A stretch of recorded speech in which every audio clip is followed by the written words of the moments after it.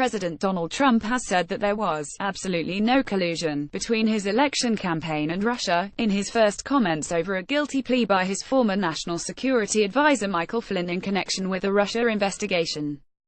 Mr. Flynn pleaded guilty to a charge of lying to the FBI about his contact with then Russian ambassador to the U.S., Sergei Kislyak, about sanctions and a UN vote over Israel, and had agreed to cooperate with special counsel Robert Mueller's investigation into possible collusion between Russia and Trump's campaign team. What has been shown is no collusion. No collusion. Mr. Trump spoke as he departed the White House to head to New York for political fundraisers expected to raise millions of dollars. There's been absolutely no collusion, so we're very happy. However, critics jumped on a later tweet that Mr. Trump lied to Centaur, saying, "I had to fire General Flynn because he lied to the Vice President and the FBI. It is a shame because his actions during the transition were lawful.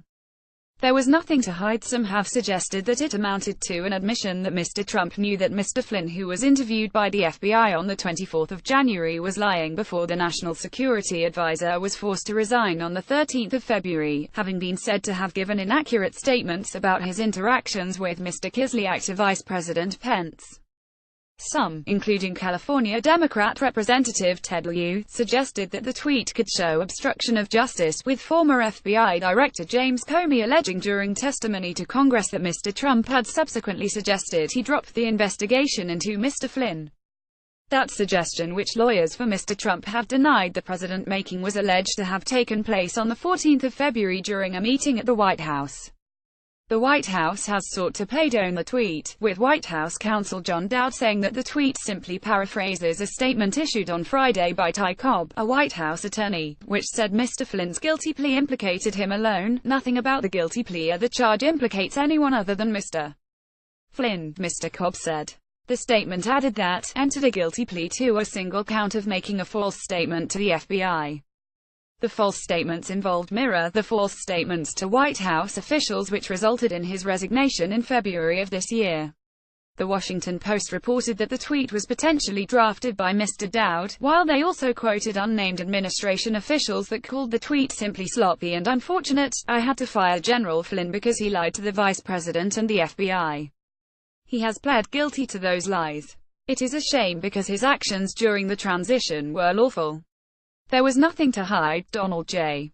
Trump at Real Donald Trump, December 2, 2017. Mr. Flynn is the first official within the Trump administration to be charged in relation to the investigation, but is the fourth person connected to the Trump campaign.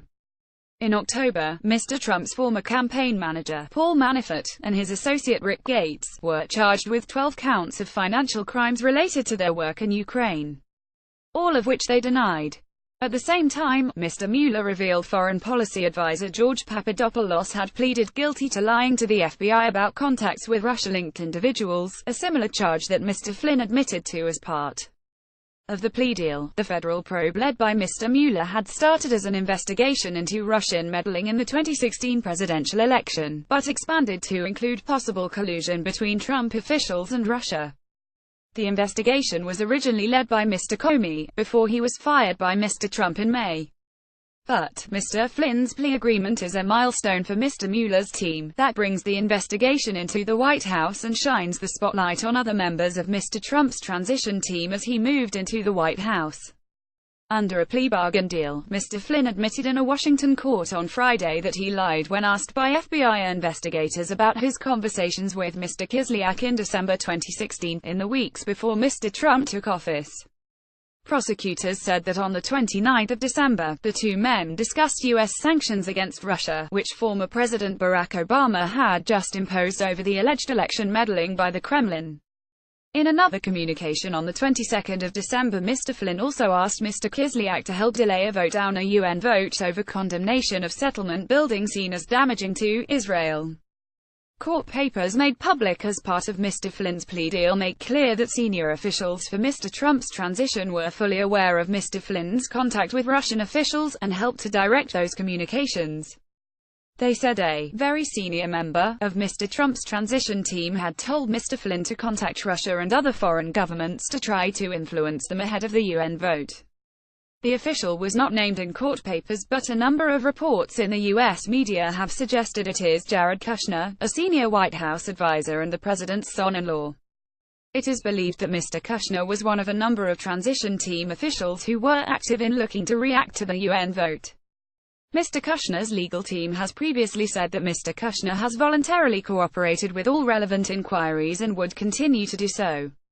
On the 29th of December, Mr. Flynn asked Mr. Kislyak to refrain from escalating a diplomatic dispute with Washington over the sanctions, and later falsely told FBI officials that he did not make that request, the court documents show.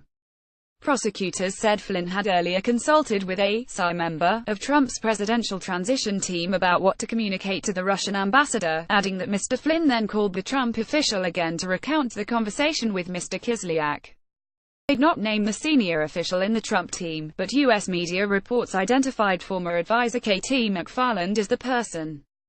Mr. Flynn had been an enthusiastic supporter of Mr. Trump during the campaign, and the president continued to praise him even after he left the administration, saying Mr. Flynn had been treated very, very unfairly by the news media.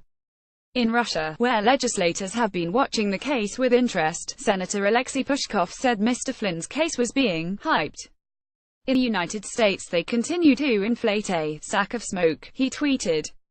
Now they're hyping up the empty Flynn case. More about Donald Trump Russia Michael Flynn Trump Russia investigation reuse content.